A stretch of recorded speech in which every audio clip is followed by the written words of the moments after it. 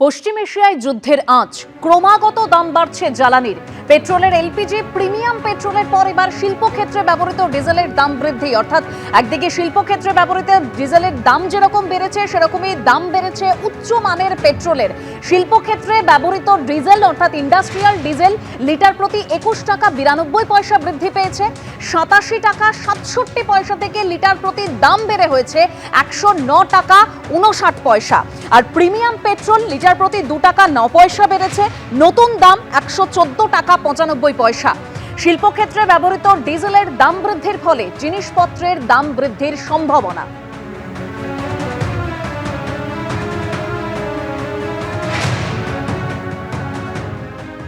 Industrial অথবা transport যাতে use হোক না কেন, সেটাতে কিন্তু সরকার মোটামুটি এক ধরনের আশ্বাস দিয়েছিল যে এটাকে বাড়ানো হবে না যতই প্রেসার আসুক ভারতের ওপরে। এবং এটা বোঝা একটু শক্ত এই কারণেই যে ভারতে কিন্তু পেট্রোল বা ডিজেলের যে ঘাটতি সেটা সাপ্লাই জনিত এই মুহূর্তে নয়, কারণ হরমুজ দিয়ে অন্য কোনো জাহাজ আসুক বা না আসুক ভারতেরটা আসতে পারছে, সবকটা না হলেও কিছু পারছে।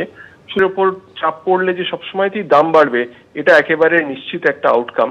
ফলে মনে হচ্ছে যে এই যে মূল্যবৃদ্ধি বা মুদ্রাস্ফীতির প্রবলেমটা ভারতবর্ষ এতক্ষণ পর্যন্ত এড়াতে পেরেছিল, সেটা কিন্তু খুব শিগগিরই চলে আসবে লোকের বাজারে এবং ঘরে আর কি। দুদিন পর পর ভাড়া বেড়ে গেল, চলবে কি করে এইভাবে? ভোর প্রায় 4টার সময় গেছি, প্রায় 9:45টার সময় আসলাম। তাও মানে যত লোক দাঁড়িয়ে আছে গ্যাসের লাইনে তারাও গ্যাস পাবে বলে সন্দেহ। দুধ হাপে প্রায় আপনার বাড়লো 13 টাকা, 13-14 টাকা মতো বাড়লো।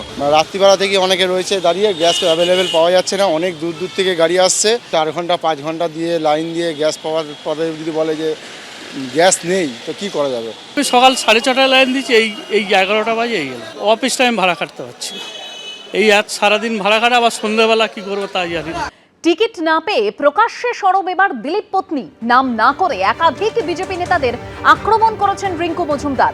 রাজারহাট নিউ টাউনের বিজেপি প্রার্থী পীযূষ কানোরিয়াকে নিশানা করেছেন দিলীপ পত্নী। যাকে প্রার্থী করা হয়েছে তার বিরুদ্ধে আর্থিক কেলেঙ্কারির অভিযোগ রয়েছে।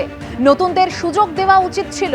একই পরিবার থেকে একাধিক সদস্যকে প্রার্থী করা হলো, এটা ঠিক নয়। প্রয়োজন হলে রাজনীতি ছেড়ে দেব হুঙ্কার দিয়েছেন রিঙ্কু মজুমদার। রিঙ্কু মজুমদার তিনি এসেছেন রাজ্য বিজেপি দপ্তরে।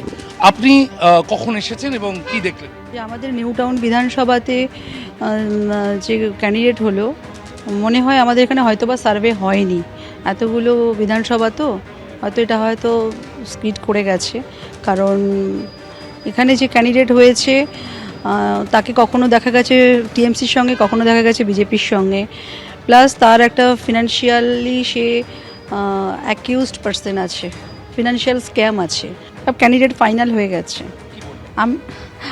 আমি আশা করছি না, যদি লজিক হয় সবার জন্য সমানভাবে অ্যাপ্লিকেবল হবে। তো বিশেষ কারো ক্ষেত্রে লজিকটা হচ্ছে না, আবার অন্যদের ক্ষেত্রে হচ্ছে।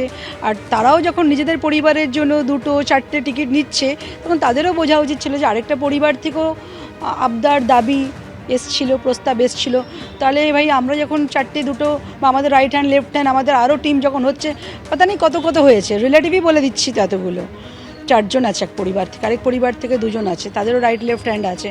তো তারাও কনসিডার করতে পারতো যে ঠিক আছে, মানে আমার হাজব্যান্ড তো কোনো সাধারণ কেউ নয়, সে তো অনেকটাই অনেক নেতা নেত্রী উনি বানিয়েছেন, নেতা নেত্রী মন্ত্রী অনেক উনি করেছেন।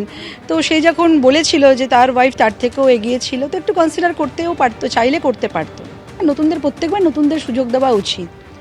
যারা হারছে তাদেরকেই বারবার কেন দেওয়া হচ্ছে, এটা আমার একটা প্রশ্ন।